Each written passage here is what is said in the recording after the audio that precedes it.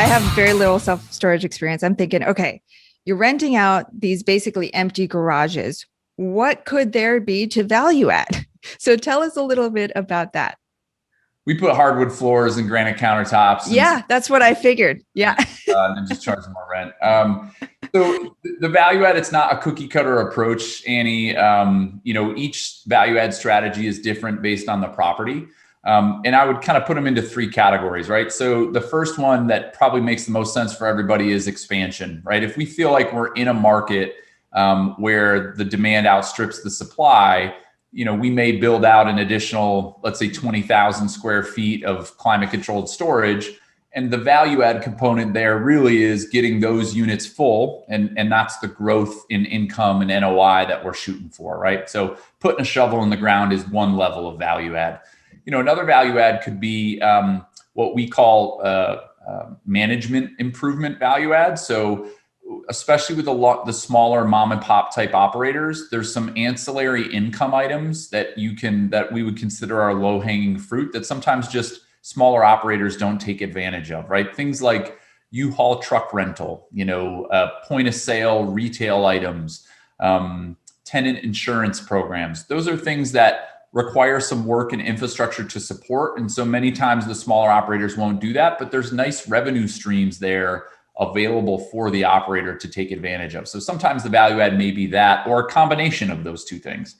And then the third value add many times is lease up. So we'll contract with the seller who maybe is in the midst of an expansion to buy a property at certificate of occupancy or an expansion at certificate of occupancy. So, we're buying a cash flowing asset. Maybe one of the buildings is brand new and empty. And so the value add there really is getting it from zero to occupied. And I think it's very property specific. From Reliant standpoint, we're kind of opportunistic in that there is no cookie cutter approach to everything. It's, hey, here's where we think the value is in the asset. Let's execute on this business plan to do it.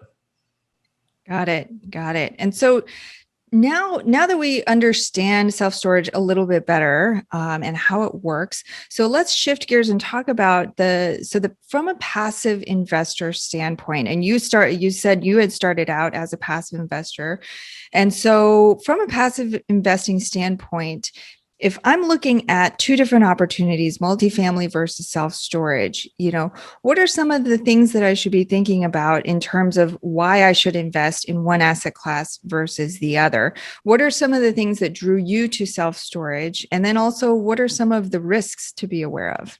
Yeah, for sure. I mean, I don't know if you can kind of do an apples to apples comparison. They're different asset classes, right? And so what I always say with investors as we're having conversations is the story has to make sense to you, right? And if you've used self-storage for 5 years and you have those units that you never go to and you don't even know what's in them anymore, well, maybe self-storage makes sense to you.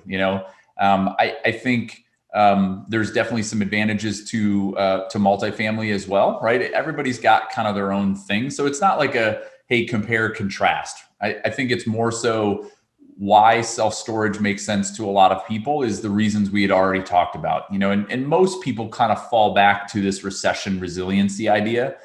And what's happening now, Annie, is, we had 2007, 8, and 9, and then through COVID, storage has performed very well as well. So now you have these two really distinct economic cycles that storage has done well in. And so you're seeing a lot of interest come to the space, especially on the institutional capital side, right? The larger institutional investors are saying, oh, this is really interesting. That looks like a safe place to deploy money. So, I think as an investor, it's more comes down to the operator, right? And, the asset class that makes sense and the track record that operator has.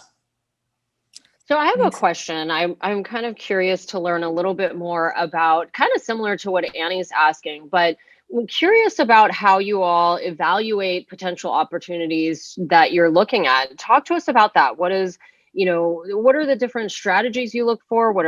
How do you select a market? How do you identify a good opportunity? Yeah. So, and I hate to give you the answer of it depends, but it kind of depends. So, the one thing that's different, Julie, in storage than, potentially multifamily is the MSA level data, the market level data is not as important, right?